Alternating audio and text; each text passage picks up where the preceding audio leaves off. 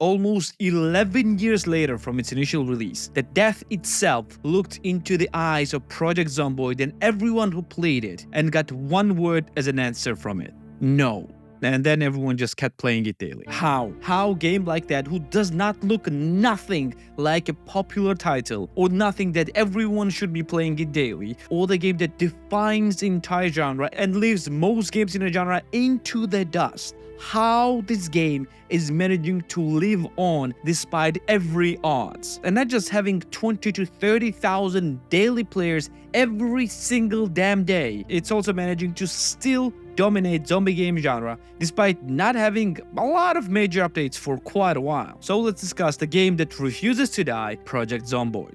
I'm pretty sure almost everyone who's interested in the genre have heard about this game, but if you haven't, in just single sentence, let's explain what this game is. This game is zombie survival. Yes, it's exactly that. It doesn't sound like much, but in reality, because it doesn't sound like much, it just draws a lot of people in. And I guess this is the first reason why this game just cannot die. There are no caveats here. This game is just zombie survival, but extremely realistic at that. There are no caveats, there are no some things that, oh, but this, but that, or you are a hero, or you're doing this with a bunch of friends, or you're finding a cure. No, you're literally playing in a zombie-infested state, and your goal is to not die as long as possible. And this line of wording in this exact sentence is extremely important, and I will tell you why in a second. And the first reason why this game is that popular is its extreme reality. Don't let this game's looks fool you. The only reason why this game looks like that is just stylistic choice. This game is extremely realistic. I kid you not, this might be the most realistic game I have ever played, or even there is.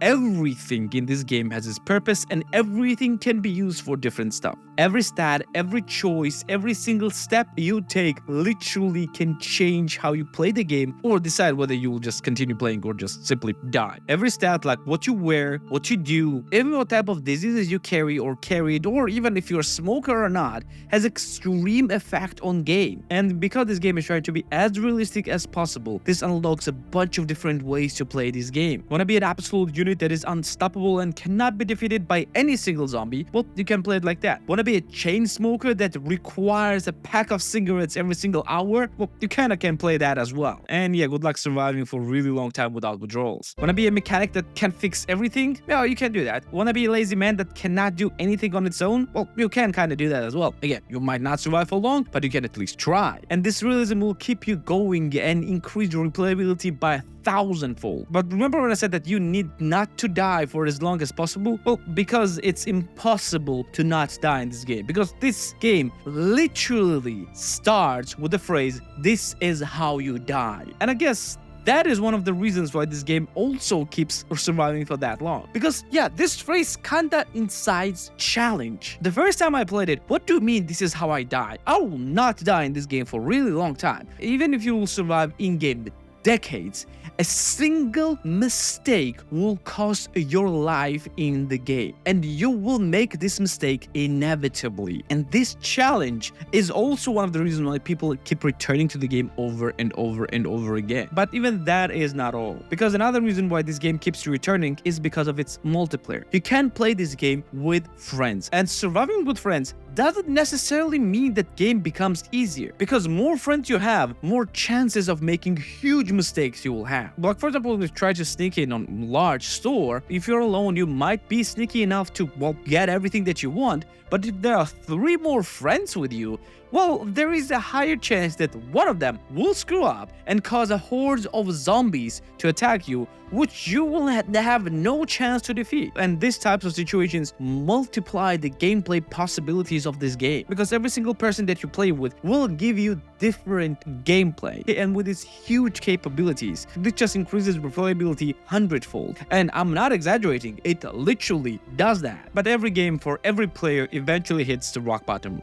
By rock bottom, I mean that eventually everyone will do the most of the things and will keep on repeating the things. And how you can force people like that to return to game over and over and over again? Well, of course, with the help of mods. With a very healthy modding community, you can make this game even more complex, or even just change the gameplay style completely. Mods enhance every single game, and this is no exception. For that reason, most veterans who have done almost everything that can be done in this game are playing playing this game now with mods, because this adds the challenge and this adds the nuance and novelty to the game that they love so much. And because of this reason, the veterans stay to play game longer. And when they stay to play game longer, they help more newer players to stay in the game longer as well. And they also help the other members of the community, like content creators, to create more content and therefore get more new people to the game. And this way they are creating the feedback loop that increases and increases game's popularity despite its age. But that's not all. Just like with most other games that refuse to die, this game has two very important features as well. First, it's incredibly easy to run.